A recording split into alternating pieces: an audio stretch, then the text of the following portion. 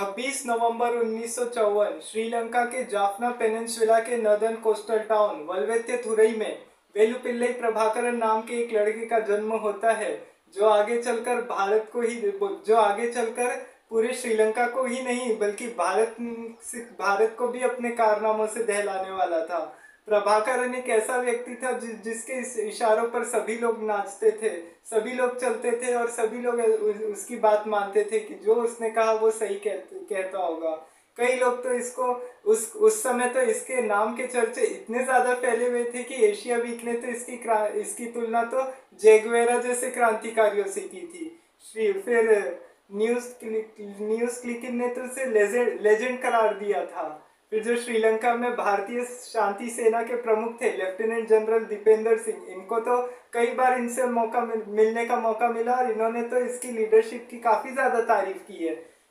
और इसी ने एलटीटी ही बनाया था और एलटीटी ही ने ही श्रीलंका गवर्नमेंट से भिड़ी हुई थी और एलटीटीई की वजह से ही देश में पूरे श्रीलंका का माहौल खराब हुआ था।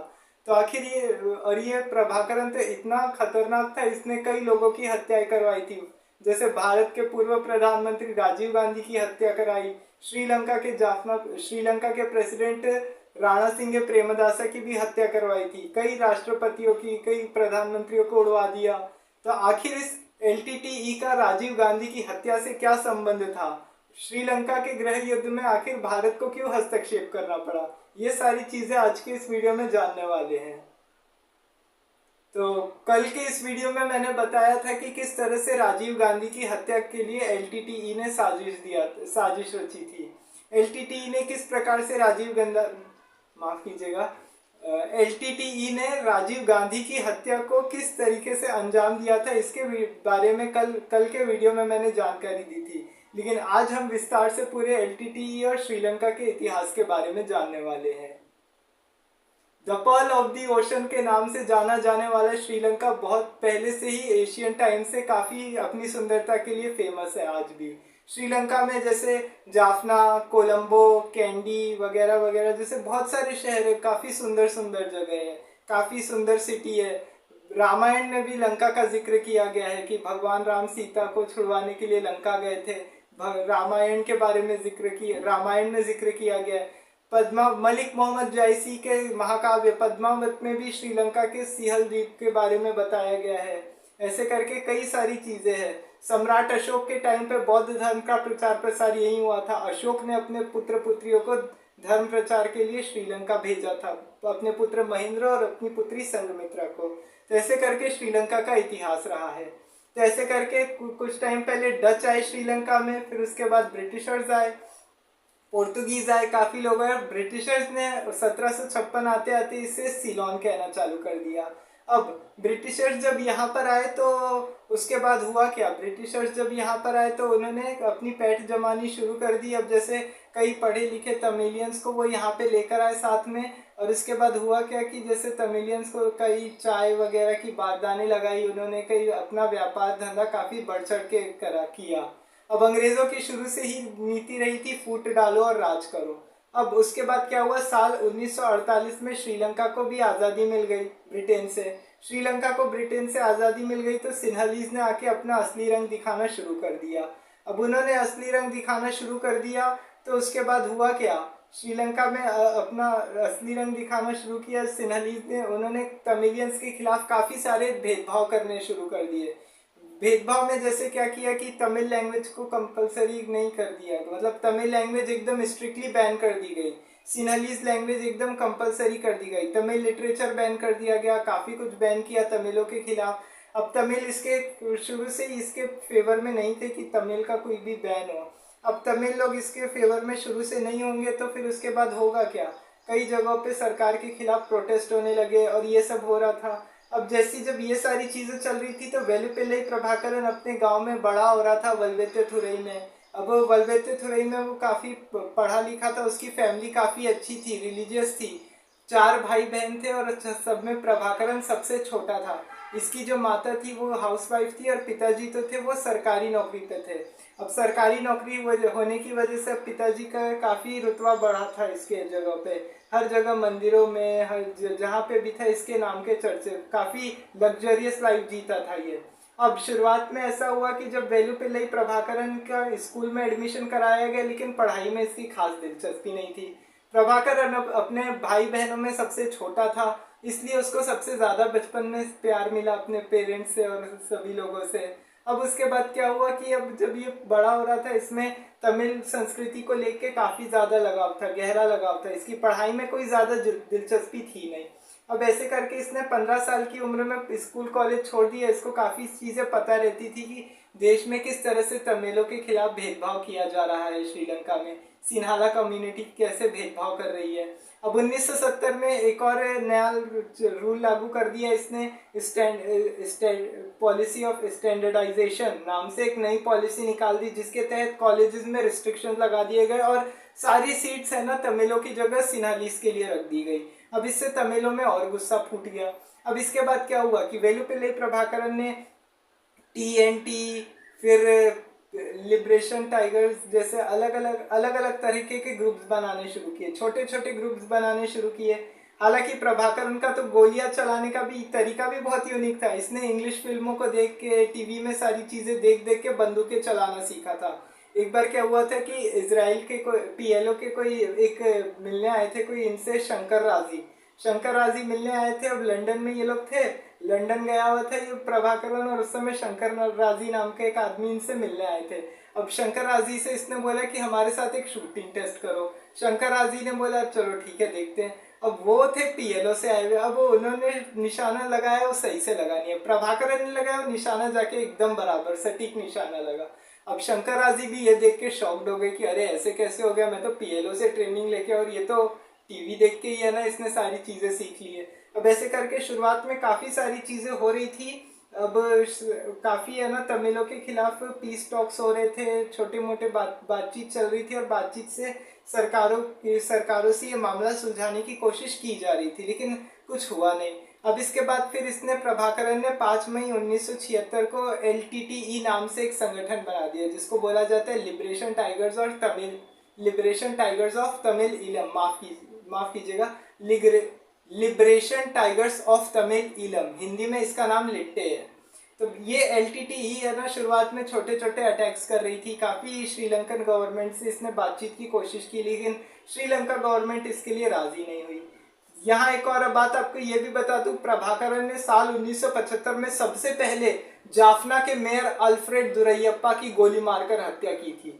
अब एक जगह कई कॉन्फ्रेंस हुई थी, कॉन्फ्रेंस में ऐसा बताया जाता है कि है ना अब उसने कई श्रीलंकाई लोगों के खिलाफ भेदभाव हो रहे थे, तमिलियंस के खिलाफ, तो उसमें जाफना के मेयर को जिम्मेदार ठहराया प्रभाकरन ने, और एक दिन गोली मारकर हत्या कर दी। ये मंदिर जा रहा था पूनालाई मंदिर में उधर सामने खड़ा हुआ था प्रभाकरन, पॉइंट ब्लैंक पे गोली मारकर उसकी हत्या कर दी। ऐसे करके सबसे पहला बड़ा बंदूक का यहीं पे इस्तेमाल किया इसने। अब शुरुआत में LTTE तो छोटे छोटे सारे अटैक्स करती थी, काफ़ी कुछ होता था, लेकिन हद तो तब हो गई जब इसने 23 जुलाई 1983 को श्रीलंका की फोर्सेस ने LTTE के 13 सोल्जर्स को मार दिया, 13 सिपाहियों को मार दिया। तो इससे देश में दंगे फैल गए पूरे देश में। 30,000 से ज़्यादा लोगों की जानें चली गई, 30,000 से लोगों की जानें गई। अब क्या हुआ कि अब इससे ज़्यादा होगा क्या। अब इसमें श्रीलंकन गवर्नमेंट इतना गुस्से से तिलमिला गई कि उसने ऐसे था कि नहीं अब तो हम चुन चुन के मारेंगे सारे तमिलियंस को, चाहे जो हो जाए। तमिलों से एक तरह से खुन्नस में हो गए थे ये लोग कि ऐसा कैसे हो सकता है, ये इस तरीके की बात हुई, और एंटी तमिल राइट्स शुरू हो गए। और इसमें भी श्रीलंकन गवर्नमेंट का हाथ बताया जाता है, क्योंकि मैंने आपको कल ही बताया था वीडियो में कि अगर दंगों में अगर कोई 1-2 दिन से ज़्यादा कोई अगर दंगा आगे खिंच गया तो समझ लो उसमें सरकार का ही हाथ होता है, क्योंकि सरकार कंट्रोल कर नहीं पाती है ऐसे में। अब सरकार नहीं कंट्रोल करेगी तो भाई होगा क्या फिर। अब ऐसे में तो लोगों को फिर लगेगा कि अरे सरकार भी नहीं है, पुलिस भी नहीं है, कोई कुछ बोलने वाला नहीं है, तो एक दूसरे को सब मारेंगे ऐसे में। और ये 23 जुलाई 1983 को हुआ था, इसलिए श्रीलंका में इसको ब्लैक जुलाई बताया जाता है। अब इसके बाद क्या हुआ कि अब इतने ज़्यादा हालात बिगड़ से गए थे कि कई सारे तमिलियंस को तो दूसरे देशों में जाकर शरण लेनी पड़ गई। दूसरे देशों में जाके शरण ली, कुछ तमिलियंस भारत में आ गए। भारत में उस समय इंदिरा गांधी भी प्रधानमंत्री थी। इंदिरा गांधी ने भी तमिलियंस को सपोर्ट करने का फैसला किया। इंदिरा गांधी ने काफ़ी सपोर्ट किया और रॉ को काफ़ी बारीकी से नज़र रखने को कहा कि, और तमिलनाडु के चेन्नई में कैंप्स लगाए जाते थे बाकायदा। एलटीटीई के लड़ाकों को ट्रेनिंग दी जाती थी। प्रभाकरन भी उस समय इंडिया में आया हुआ था।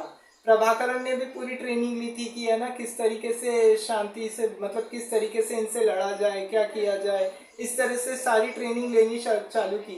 अब 1984 में इंदिरा गांधी की हत्या हुई। इंदिरा गांधी के बाद प्रधानमंत्री बने Rajiv Gandhi, youngest prime minister थे। राजीव गांधी तो देखिए सबसे इंटेलेक्चुअल प्राइम मिनिस्टर रहे हैं इंडिया के आज तक के, क्योंकि राजीव गांधी के पॉलिटिक्स में बिल्कुल भी नहीं थे। वो तो पायलट थे एयर इंडिया में, एयर इंडिया में नौकरी कर रहे थे, अपनी अलग जिंदगी जी रहे थे, इंजीनियरिंग भी की हुई थी उन्होंने। तो ऐसे करके काफ़ी ज़्यादा इंटेलेक्चुअल थे, वो पढ़े लिखे थे। तो अब उसके बाद क्या हुआ कि अब राजीव गांधी प्राइम मिनिस्टर बने। अब काफ़ी समय से ये क्राइसिस बढ़ रही थी। राजीव गांधी ने भी शुरुआत में सपोर्ट किया। अब ऐसे करके क्या हुआ कि अब एलटीटी में, श्रीलंका में काफ़ी ज़्यादा प्रोटेस्ट चल रहे थे इसके खिलाफ। अब 1986 में एक बहुत बड़ी अपराइजिंग हो गई और वहाँ पे फिर हुआ क्या कि जो श्रीलंका की सरकार है, श्रीलंका की सरकार जो एलटीटी ने क्या किया कि इनके सीक्रेट प्लेस जो थी बोधि ट्री श्राइन, इसको गिरा दिया, इसको ख़त्म कर दिया। अब तो श्रीलंका की सरकार तो इससे आग बबूला हो गई। उन्होंने बोला कि नहीं, अब तो करो या मरो, वही वाली स्थिति हो गई है अब यहाँ पे। तो ऐसे करके एक एक को मारना शुरू कर दिया।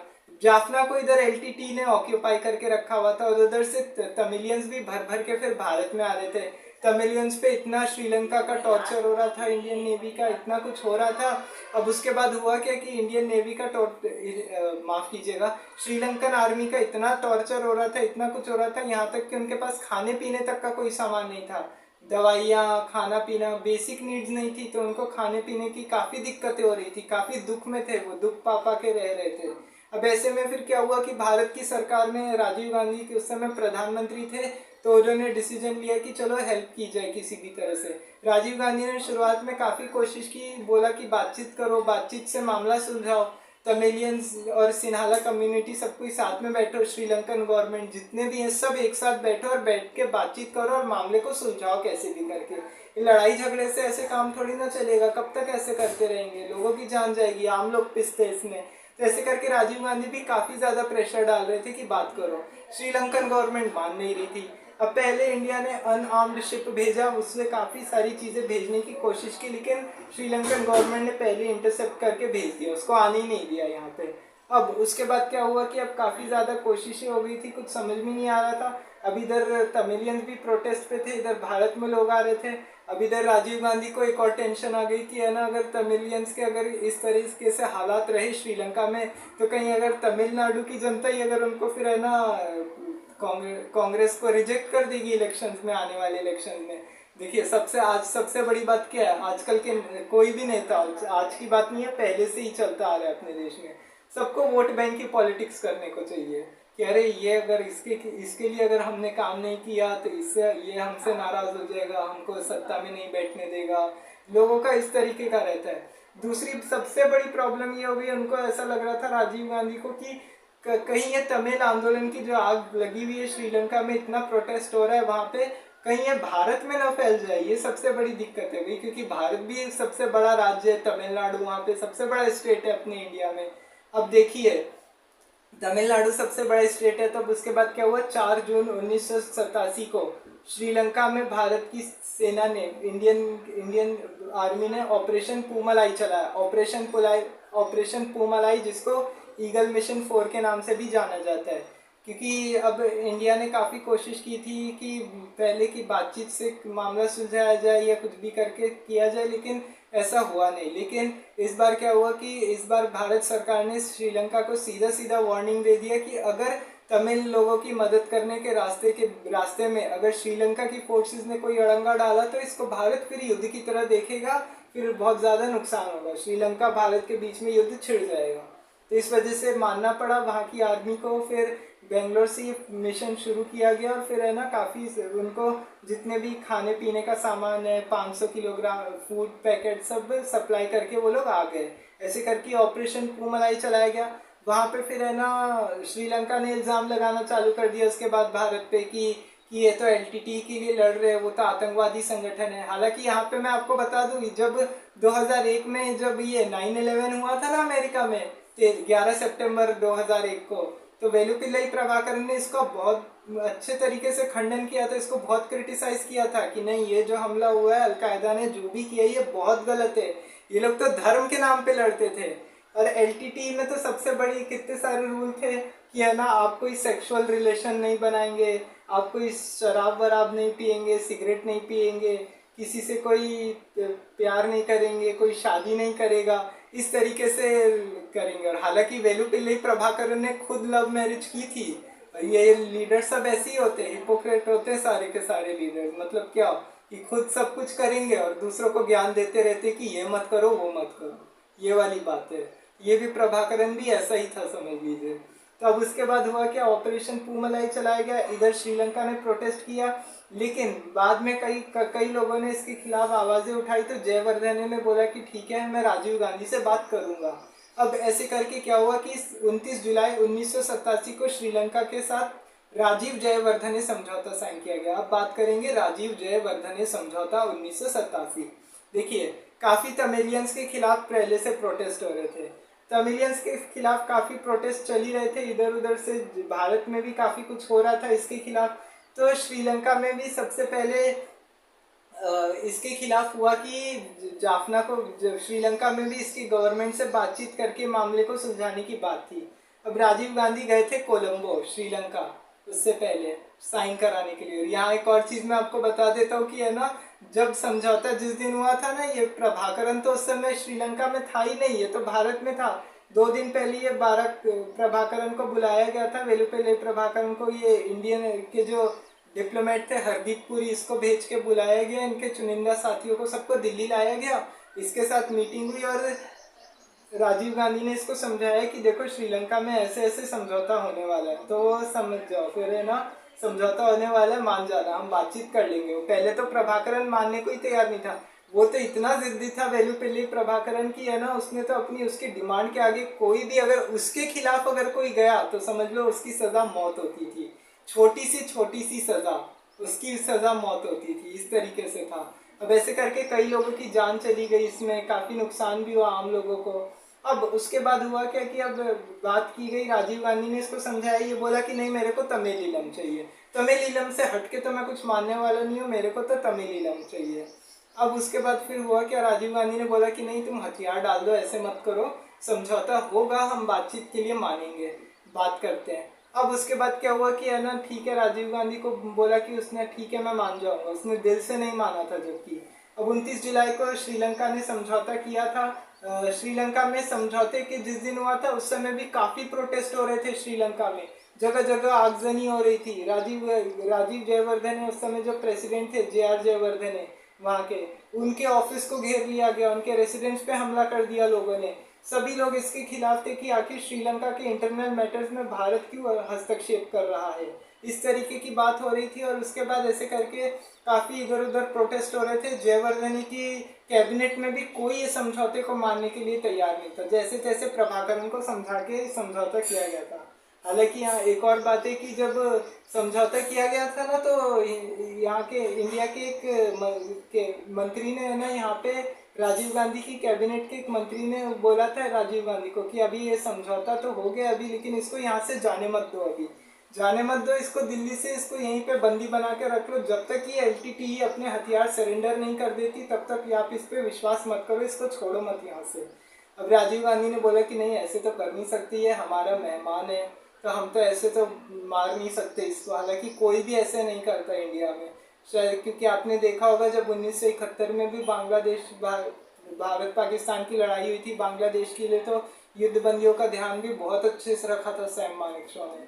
किसी दिन सैम मानेकशॉ की बायोग्राफी पे बात करेंगे तब बताऊंगा कि क्या था उनका। तो इसलिए राजीव गांधी भी ऐसे नहीं थे कि है ना, किसी को भी ऐसे अरेस्ट करके रख लिए बेगुनाहों को। यहाँ तक तो राजीव गांधी ने इसको अपनी बुलेट प्रूफ जैकेट तक दे दी थी जाते जाते। और सबसे बड़ी राजीव गांधी की यही गलती रही है कि इन्होंने बुलेट प्रूफ जैकेट दी जो इनको नहीं देनी चाहिए थी। अब उसके बाद हुआ क्या कि जैसे तैसे मान गया, 4 अगस्त 1987 को श्रीलंका में इसने एक रैली की और रैली में 1 लाख लोगों के सामने एक स्पीच दी और बोला कि मुझे तो इस अकॉर्ड के बारे में पता ही नहीं था। अकॉर्ड को लेके इसने काफ़ी ज़्यादा नाराज़गी जताई और बोला कि इसको, लेकिन बोला कि नहीं, वो भारत की अभी भी पूरी रिस्पेक्ट करता है, ऐसी बात नहीं है। तो फिर उसके बाद लेकिन जैसा भी जब भी ज़रूरत होगी तो फिर है ना भेजा जाएगा।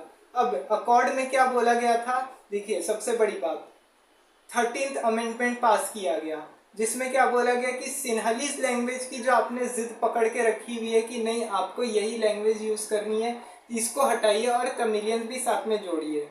फिर एक और सबसे बड़ी बात क्या बोली कि जो तमिलियंस के जितने भी ग्रुप हैं सब सरेंडर कर देंगे, एलटीटी वगैरह जितने भी है सब सरेंडर करके अपने सारे हथियार आईपीकेएफ को दे देंगे।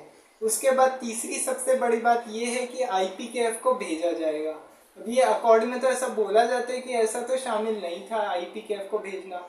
अब देखिए आईपीकेएफ को क्यों भेजा गया, क्योंकि श्रीलंका में काफ़ी आगजनी हो रही थी, इधर उधर तमिलनाडु में भी इधर रेल रोको आंदोलन शुरू हो गया था इस चीज़ को लेके। अब तमिलनाडु में रेल रोको आंदोलन शुरू हुआ, काफ़ी कुछ चीज़ें हुई, तो इस वजह से भारत पे भी इसका प्रभाव पड़ रहा था। अब जे.आर. जयवर्धने को कुछ समझ में नहीं आ रहा था कि हम करें तो करें क्या, हम अपनी आर्मी भी बुला लेंगे तो कुछ फ़र्क पड़ेगा नहीं, तो इससे अच्छा है कि है ना राजीव गांधी से उन्होंने बोला कि आप अपनी कोई फोर्स भेज दो इंडिया की तरफ से।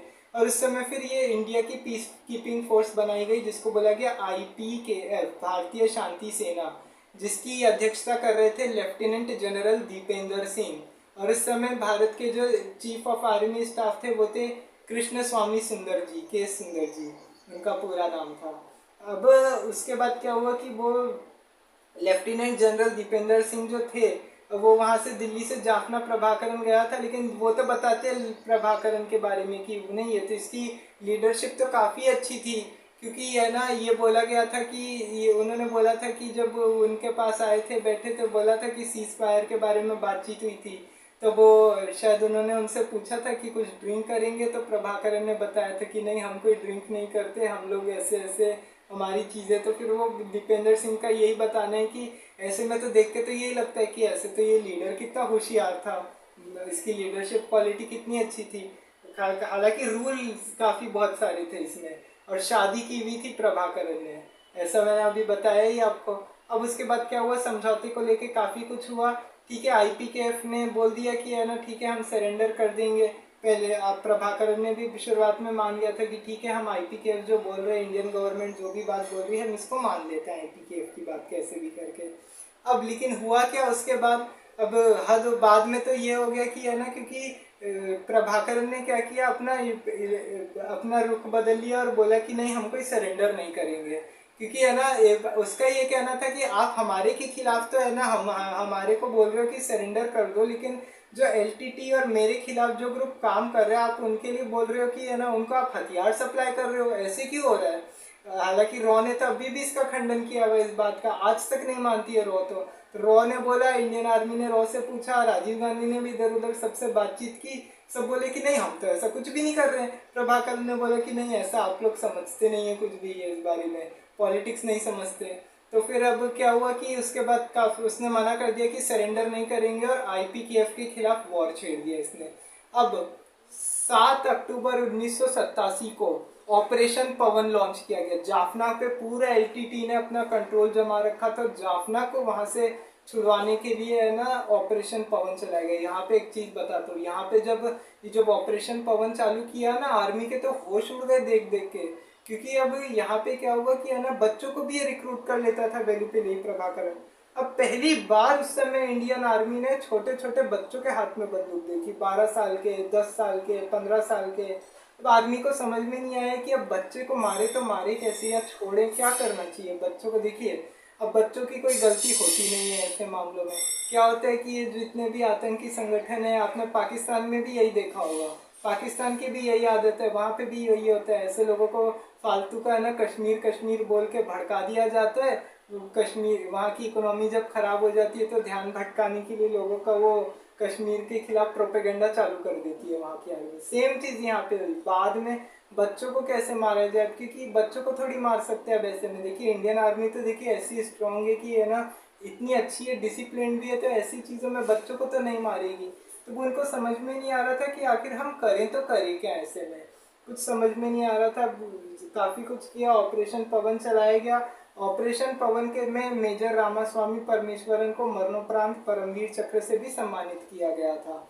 अब उसके बाद हुआ क्या कि ऑपरेशन पवन चालू हुआ तो उसके बाद में लेकिन आईपीकेएफ को ये लोग मार रहे थे। अब 1988 आते आते क्या हुआ कि श्रीलंका में भी इधर से जाफना में इधर वो हो गया, श्रीलंका में सरकार बदल गई, इलेक्शंस हुए तो। और पहले से ही वहाँ पे ये प्रोटेस्ट हो रहा था कि इंडियंस क्यों हमारे आर्थिक मामलों में दखल अंदाजी कर रहे हैं। तो फिर उसके बाद ये हुआ कि है ना, जो उस समय जो राणा सिंह प्रेमदासा की सरकार थी, गवर्नमेंट थी, तो फिर वो उन्होंने क्या किया कि प्रभाकरन के साथ एलटीटी के साथ हाथ मिला लिया और बोला कि ठीक है समझौता कर लेते हैं। समझौता करके उन्होंने पीस टॉक्स किए, बोला कि ठीक है हम आईपीकेएफ को भी भगा देंगे यहाँ से। अब वेलुपिल्लई, प्रभाकरन और ये श्रीलंकन गवर्नमेंट ये सब मिलके आईपीकेएफ को मारने लग गए। देखिए, जो श्रीलंकन गवर्नमेंट एलटीटीई से भिड़ी हुई थी, जो भारत पे आरोप लगा रही थी कि भारत के लिए उन्होंने मदद की है, एलटीटीई को हेल्प की है, तो वही आईपीकेएफ के खिलाफ लड़ना चालू कर दिया इसने। सोचिए, ये इस तरीके की पॉलिटिक्स होती है, ऐसे पॉलिटिक्स होती है। पहले कोई करता कुछ है, बाद में फिर अपना रवैया बदल लेता है और कोई और दूसरी चीज़ें करना शुरू कर देता है। वैसे में प्रभाकरन के कहने पे उन्होंने हटा दिया, फिर आईपीकेएफ को हटाने की कोशिश की। वीपी सिंह भी काफ़ी अगेंस्ट में थे। 1989 में चुनाव हुए, राजीव गांधी सत्ता से चले गए तो उसके बाद हुआ क्या, वीपी सिंह आ गए। वीपी सिंह अपने 24 मार्च 1990 को आईपीकेएफ को बुला लिया था यहाँ पे। जबकि आपको ये बता दूं कि है ना, आईपीकेएफ जब तक थी तब तक लिट्टे का बहुत नुकसान हुआ था, इसको आगे नहीं बढ़ने दिया था आईपीकेएफ ने। तो ऐसे करके हमारे 12,048 जवान मारे भी गए वहाँ पे, लेकिन और उसके बाद इंडिया को कुछ मिला नहीं। ऐसे में अब इंडिया को कुछ मिला नहीं, वीपी सिंह की सरकार ने आईपीकेएफ को वापस बुला लिया गया। अब 1991 में वापस से इलेक्शंस होने वाले थे, काफ़ी पॉलिटिकल अनस्टेबिलिटी होने की वजह से। राजीव गांधी का पहले से ही मालूम था कि राजीव गांधी आएंगे। अब राजीव गांधी ने बोल भी दिया था कि हम सत्ता में आते हैं तो हमारा एक लक्ष्य ये भी होगा कि श्रीलंका में शांति बन जाए थोड़ी। तो फिर उसके बाद वो प्रभाकरन को मालूम था। तो इसके बाद क्या हुआ कि 21 मई 1991 को श्रीपेरुम्बदूर में इसने राजीव गांधी की हत्या करवा दी। कैसे राजीव गांधी की हत्या हुई, कल के वीडियो में मैंने बताया था पूरा बम के बारे में, पूरा हत्या के बारे में, तो देख लीजिएगा।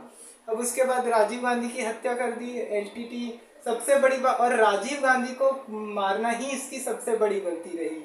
क्यों? क्योंकि इससे एलटीटी पे बैन लग गया इंडिया में। एलटीटी पे तो बैन ही लग गया, लेकिन उसके बाद आगे चल के इसको बहुत बड़ा खामियाजा भुगतना ही पड़ा। क्योंकि अब उसके बाद क्या हुआ कि अब 1993 में फिर इसने 1 मई 1993 को कोलंबो में इसने श्रीलंका के प्रेसिडेंट राणा सिंह प्रेमदासा की भी हत्या करवा दी। वही प्रेमदासा जिन्होंने आईपीकेएफ को भगाने के लिए है ना एलटीटी से हाथ मिला लिया था। और हालांकि, और यहाँ पे आपको एक और बात बता दूं, जब भी यहाँ पे पीस टॉक्स की बात होती थी, जब श्रीलंकन गवर्नमेंट बोलती थी कि यहाँ पे देश में शांति समझौता होना चाहिए, तो ये प्रभाकरन क्या करता था, चुपके है ना अपनी रणनीति बनाना शुरू करता था। ये एलटीटी के तो लीडर्स जितने भी थे तो गुरिल्ला टैक्टिक्स में माहिर थे। छुप के वार करना, फिर ना इधर उधर लोगों को ढूंढना, पुलिस जब भी कार्रवाई कर रही है तो इस तरीके की चीज़ें करते रहते थे। अब सेम इसी तरीके से इन्होंने साल 1999 में चंद्रिका कुमार तुंगा की भी हत्या करने की कोशिश की, जो वहाँ की प्राइम मिनिस्टर थी। जान तो बच गई इसकी, लेकिन राइट साइड वाली आंखें चली गई इसकी। राइट साइड वाली एक आंख चली गई, इसको दिखना बंद हो गया एक आंख से। सोचिए, ऐसे ऐसे काम करते थे ये लोग। साइनाइड की गोली लेके घूमते थे ताकि अगर पुलिस से पकड़े जाने वाले हो तो उससे पहले, गिरफ्तार होने से पहले साइनाइड कैप्सूल खा के आत्महत्या कर लो। ऐसे करके ये लोग की चीज़ें होती थी। अब ऐसे करके श्रीलंका में युद्ध चलता रहा। 2001 में ओस्लो में मीटिंग होने वाली थी, ओस्लो में इधर मीटिंग हो रही थी, तब इन्होंने मना कर दिया कि हम नहीं जाएंगे बातचीत करने, क्योंकि श्रीलंकन गवर्नमेंट मानने को तैयार नहीं थी। उन्होंने बाद में बोला था कि नहीं हम ऑटोनॉमी दे देंगे इन लोग को, ऐसी बात नहीं है, लेकिन ऐसा कुछ हुआ नहीं। अब उसके बाद हुआ क्या, अब साल 2001 में 9/11 हुआ था, इसका तो खंडन किया था। धर्म के नाम पे नहीं लड़ते थे लोगों ने, देश के नाम पे काफ़ी लोगों को मारा, काफ़ी औरतों का यूज़ करते थे सुसाइड बॉम्बिंग में। इसीलिए कहते हैं कि किसी की बातों में कभी इतना नहीं आने का, पहले सारी चीज़ों को समझने का कि क्या हो रहा है एक्चुअल में। फिर उसके बाद उस चीज़ में आगे बढ़ने का, नहीं तो पता चला कि अपना ही नुकसान हो जाए ऐसे में। तो उसके बाद हुआ क्या कि अब 2001 में काफ़ी कुछ टॉक्स हुई और ओस्लो में मीटिंग की गई, नॉर्वे की जो कैपिटल है वहाँ पे। तो वो प्रभाकरन ने उसके लिए भी ना कर दिया। इस करके काफ़ी सारी चीज़ें हुई, लेकिन इसके लिए कोई मानने को रेडी नहीं हुआ। अब उसके बाद क्या हुआ, 2005 में फ्रीडम पार्टी इलेक्शन लड़ी, महिंदा राजपक्षे इलेक्शन लड़के आए। महिंदा राजपक्षे ने बोला कि नहीं, अब तो ऑल आउट, अब तो करो या मरो। अब वही वाली है कि जैसे तैसे खत्म करना है। 2004 में एलटीटी से एक और लीडर था कर्नल करुणा, वो टूट गया, वो अलग होकर उसने एक और संगठन बना लिया अपना।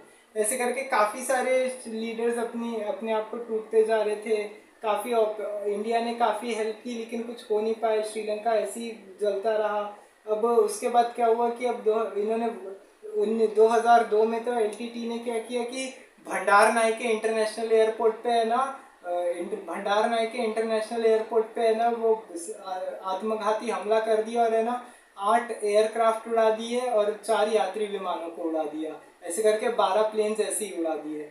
अब उसके बाद हुआ क्या, काफ़ी कुछ इसने नुकसान भी किया, कई लोगों की हत्याएं की, वाटर सप्लाई काट दी एलटीटी ने। ऐसे करके नुकसान हो रहा था, टूरिस्ट भी बिगड़ गया उस वजह से, टूरिस्ट के लिए लोग नहीं आ रहे थे। श्रीलंकन आर्मी पे, श्रीलंका की इकोनॉमी पे इसका गहरा असर देखने को मिल रहा था। लेकिन उसके बाद क्या हुआ, जब 2005 में महिंदा राजपक्षे आए तो महिंदा राजपक्षे ने बोला कि नहीं, अब तो चुन चुन के ही मारना पड़ेगा। ऐसे करके है ना काफ़ी सारी चीज़ें हो गई थी और इनकी ऑल आउट वॉर डिक्लेयर हो चुकी थी कि है ना पता था कि श्रीलंकन गवर्नमेंट है वो सबको एलटीटी के लीडर्स को मार रही है। अब एलटीटी के कमांडर्स भी ऐसे थे, या तो कोई आत्महत्या कर ले रहा था, कोई इधर उधर भाग रहा था, कहीं कुछ भी कर रहा था। अब क्या हुआ कि 2009 आते आते श्रीलंका में क्या हुआ, इतना भयंकर ऑपरेशन किया वहाँ की आर्मी ने, इतना खतरनाक ऑपरेशन था। 1 लाख से ज़्यादा सिविलियंस की जाने गई है इसमें, बहुत सारे सिविलियंस मारे गए हैं। भाई यही होता है ऐसे में। अब ऐसे अगर कोई श्रीलंकन गवर्नमेंट की इसमें सबसे बड़ी गलती रही है कि उन्होंने इस तरीके के भेदभाव किए तमिलों के खिलाफ। क्यों भेदभाव करना था उनको, जब पता था कि है ना आगे चल के इनको नुकसान उठाना पड़ेगा, क्योंकि ऐसे में फिर गृह युद्ध छिड़ता है तो देखिए सबसे ज़्यादा आम लोग ही पिसते हैं इसमें, आम जनता का ही नुकसान होता है। जो रशिया यूक्रेन हो रहा है, इसराइल हमास का चल रहा है, कौन पिसा, आम लोग ही पिसे। क्यों, क्योंकि है ना ये आर्मी वाले क्या करते हैं, आर्मी क्या करती है किसी भी देश की, कुछ नहीं देखती कि कोई आम इंसान है कोई क्या है, वो तो सीधा अटैक करके मार देते, किसी को भी पता नहीं रहता है। अब उसके बाद होता क्या है कि अब 2009 में क्या हुआ कि अब 18 मई 2009 को वेलुपिल्लाई प्रभाकरन भी जाफना में था। अब जाफना में भी ये ऐसा बोला जाता है कि ये मारा गया था। श्रीलंका की गवर्नमेंट ने इसको, वो जो वहाँ पे एक लगून है नंदी कडल, उसके पास एक जगह पे वहाँ पे सी पैक में उधर वहाँ पे सब उसको मार दिया गया, क्योंकि वहाँ से भागने का भी कोई रास्ता नहीं था, क्योंकि सरेंडर करने के अलावा भागेगा तो भागे कहाँ। भारत में उसको पता ही था कि कोई शरण देने वाला नहीं है, क्योंकि राजीव गांधी की हत्या करवाई है उसने। अब ऐसे करके क्या हुआ कि है ना 18 मई को जाफना में है ना जो समुद्र में भी है ना हर चारों तरफ श्रीलंका नेवी का जाल बिछा हुआ था, कोई रास्ता नहीं था। तब कुछ लोग तो हेयर ट्रॉमा से उसके मरने का बताते हैं, कोई बोलता है कि है ना उसने साइनाइड कैप्सूल खा के आत्महत्या कर ली इसकी, कोई बोलता है कि है ना श्रीलंका गवर्नमेंट के हाथों मारा गया। सिर्फ ऐसे करके, और बहुत सारे लोग तो आज भी इसके ज़िंदा होने की भी जानकारी देते हैं कि नहीं अभी भी ये ज़िंदा ही है। लेकिन असलियत ये कि ये प्रभाकरन अब मर चुका है। 2009 में प्रभाकरन मार दिया गया, श्रीलंका सिविल वॉर का अंत हुआ। सोचिए श्रीलंका इतनी बड़ी कंट्री थी जिसमें आज इतना बड़ा नुकसान झेलना पड़ा श्रीलंका को, सरकार की ही वजह से। इतनी बड़ी गलतियाँ सरकार ने की थी। तो उसके बाद श्रीलंका में सरकार का अंत हुआ और आज भी वहाँ के लोग हैं ना जो तमिलियंस है वो ऐसे ही हालातों में जी रहे हैं। कोई अपने अधिकारों की मांग करने से आजकल हिचकिचाते हैं, क्योंकि उनको पता है कि नहीं मिलने वाले। तो ये था श्रीलंका गृह युद्ध के बारे में, एलटीटी के बारे में मैंने आपको पूरा बता दिया। आज के लिए बस इतना ही। वीडियो के लिए अगले वीडियो में मिलेंगे, तब तक के लिए जय हिंद जय भारत। चैनल को सब्सक्राइब ज़रूर कर दें और बेल आइकन का बटन दबाना न भूलें। वीडियो को लाइक एंड शेयर ज़रूर कर दें अपने दोस्तों में।